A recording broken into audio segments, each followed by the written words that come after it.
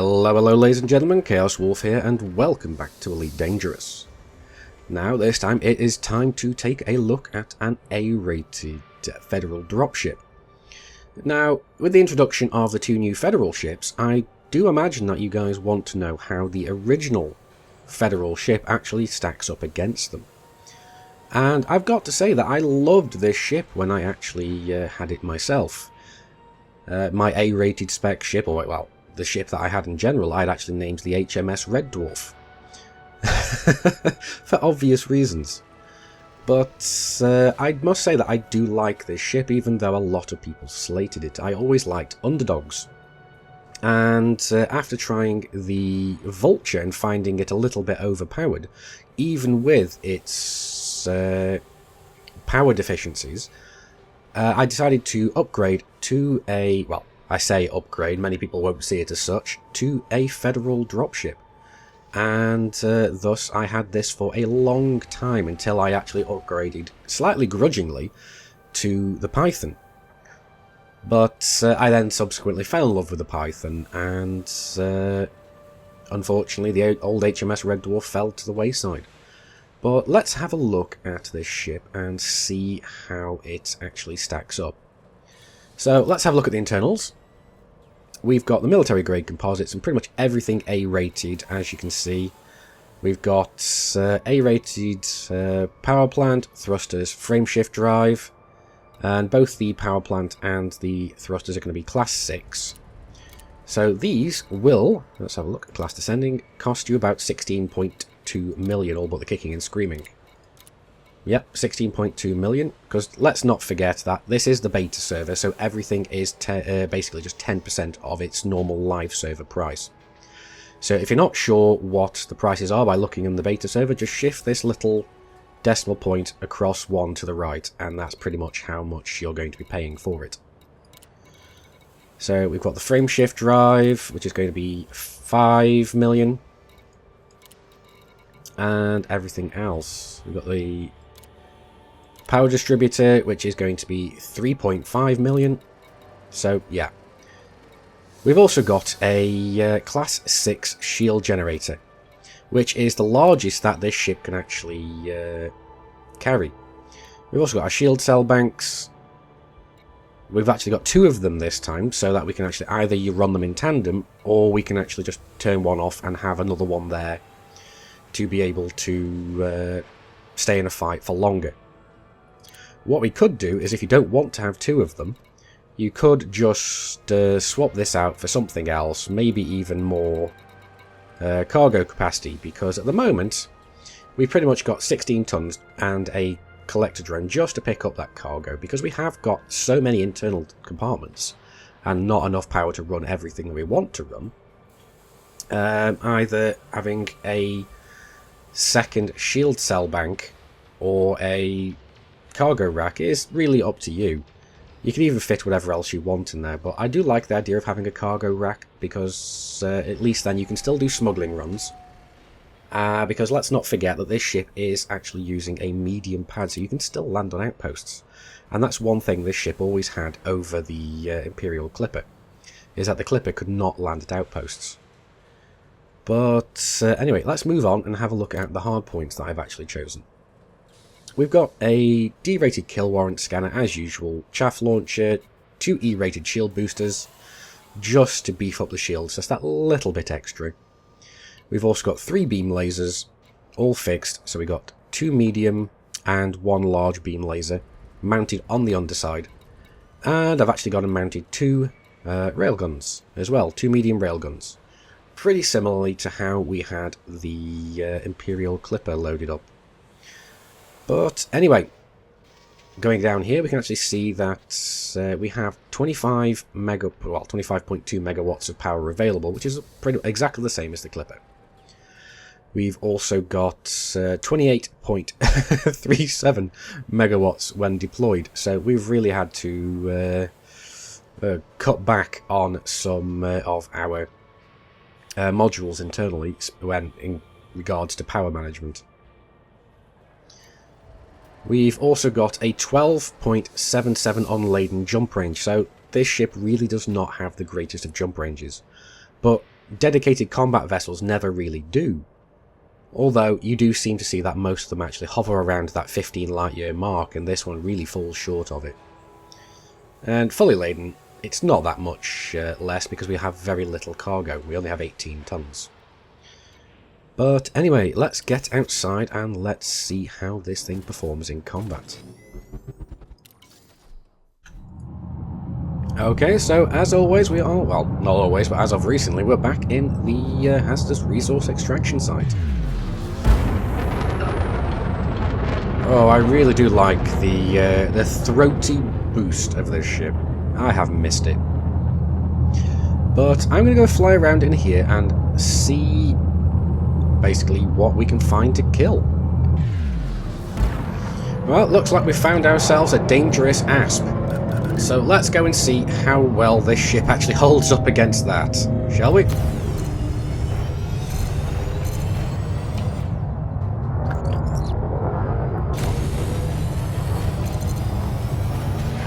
Target shields offline. Warning, temperature critical. Come back here. Well, these 3 beam lasers do seem to making making quick work of him, and the railguns even more so. Oop, come back here, you.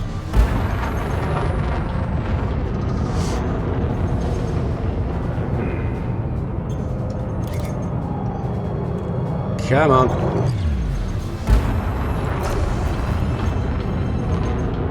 Oops. Ah, come on. I haven't been in this ship for a while now. And I'm going to have to boost again because I am quite keenly aware of where those asteroids are. Because that's one of the things about this ship is if you want to maneuver really well, you do have to master the boost turn. Because otherwise you're not going to be able to actually maneuver this ship around as well as you'd like. There we go. We got him. Target destroyed. Now, as you can see, this ship is nowhere near as bad to maneuver as you may have been led to believe. This ship is actually very, very nice and very maneuverable if you know how to handle it. So let's go and see how well this guy stands up against us.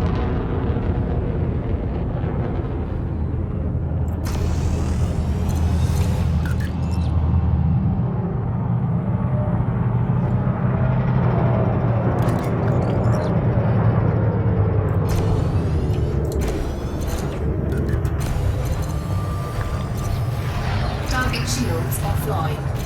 And again, we're just eating at his shields. Under attack. So let's get lined up with him.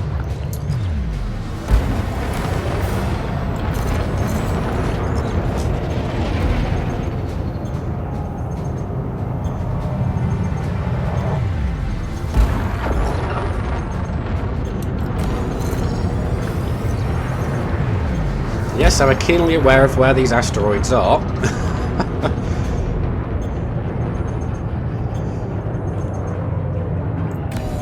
Warning, incoming hatch brake limpet. Under attack. Hatch brake limpet avoided. Warning, incoming hatch brake limpet. Hatch brake limpet avoided. Who's firing hatch breakers at us? And anyway, it doesn't really matter because we've got no cargo. But this looks like a nice little challenge. Are you wanted? Yes, he is. So again, these beams are making nice work of his shields. Although you can't really see it from where we are at present. Whoa, definitely don't want to get hit by that plasma. Shaft's not going to help you, boyo. But it's going to help me.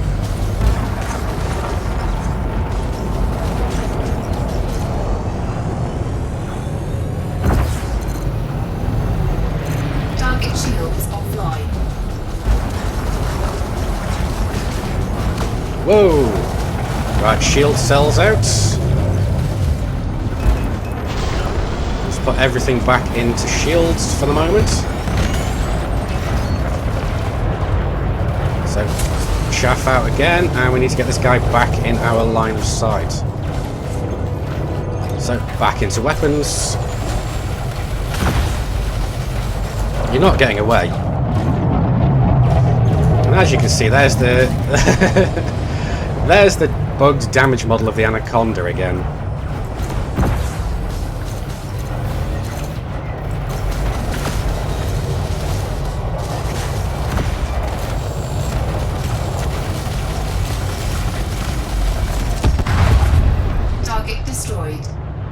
So, everything back into systems, and shield cell bank.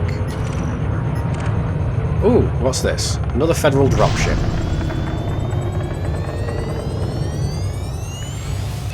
And is he in a wing? Looks like he might be. Yes, he is. So, let's try and take this guy out as well.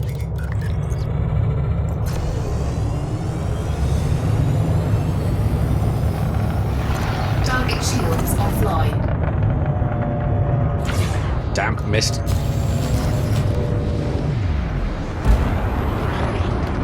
Ramming speed. No. I said ramming speed. That means stay still. Under attack.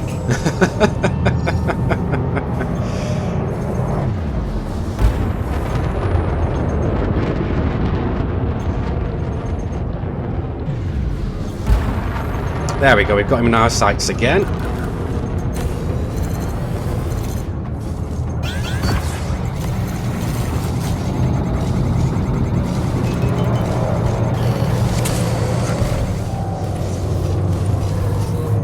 Do I know who you are? Do you know who I am? I am Chaos Wolf, your bane.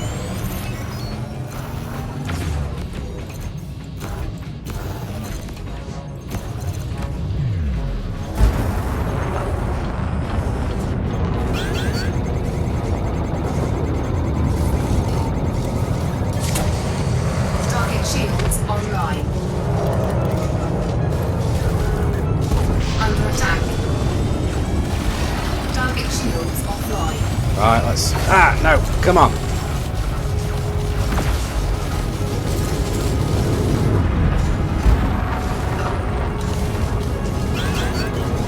Let's keep our shields up.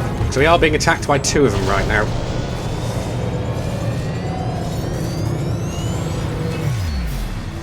Who's the other one? Ah, what a surprise.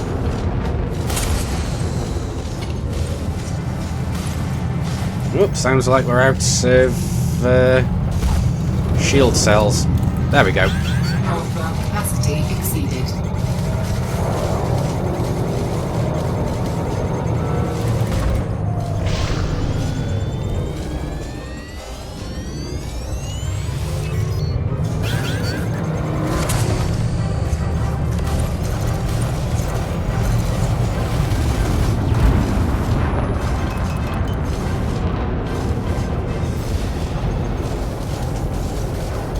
It is a little more awkward when you're having to pay attention to two ships, not just the one.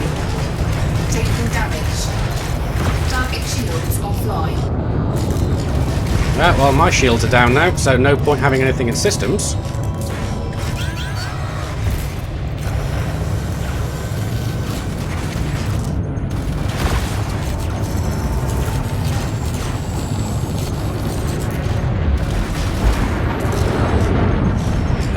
Can't seem to get him for a ram at all. He's only on 50% hull, 1% hull, so it's not exactly the biggest of problems. So let's just get ourselves turned around.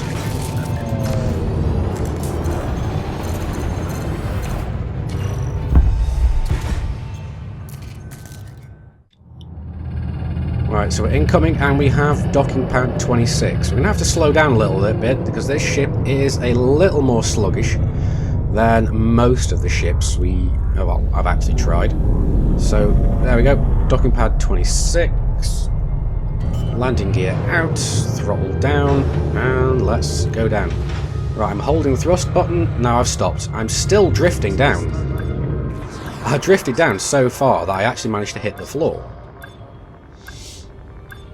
So that's kind of interesting for this ship, is you can actually use the drift in the lateral thrusters to actually touch down very gently, like that. Docking successful. Engines disengaged. So one of the things I'm more used to is actually having ships with a bit more drift, especially since I've been flying almost nothing but the Anaconda recently. But what you guys want to know is, what do I think of the A-rated Federal dropship and how it stacks up against the gunship and the assault ship? So let's get into the hangar and let's find out. Well, I've got to say that now, as before, I do actually enjoy playing the Federal dropship whilst it is A-rated. Yes, it's a sluggish beast. Yes, it has some interesting hardpoint placements, but I really do like the way this ship handles. As I said, I do actually enjoy ships that have a little bit more drift. And this ship certainly doesn't really disappoint. Yes, it's a heavy, heavy beast. Yes, it is sluggish, but my god, it is a great ramming ship when you can finally connect to those hits. And with the hardpoints that it's got, 1 large and 4 medium, you can outfit this ship many different ways. The way I liked playing this ship in when I originally had it was 1 large gimbaled beam laser and 4 gimbaled medium multi-cannons, and this ship just used to tear up ships left, right and centre. But this ship can perform incredibly well, and I've never understood why it got so much hate and so much flack. I do like this ship, but I do think it's going to be somewhat overshadowed by the... well, completely overshadowed by both the assault ship and the gunship. Because the Federal assault ship has better manoeuvrability, roughly comparable armour and speed as this ship, but it is much more manoeuvrable. It even has better hardpoint placements. It has 2 medium and 2 large. Although I can't say it's actually much better placements, but it is 2 large hardpoints rather than 1 large and 4 medium, which I imagine will actually be a lot better considering that changes to the armour that are coming in 1.4, which makes armour a bit more useful. And that larger weapons do have more penetration value when it comes to armour now. And coming to the gunship is vastly superior in hardpoint and hardpoint placement. It's got 7 hardpoints. This ship really cannot compare. But not only that, it's going to have more armour, it's heavier, and it has the same manoeuvrability. So this ship just really is... it feels like it's falling to the wayside when it comes to the other 2 ships.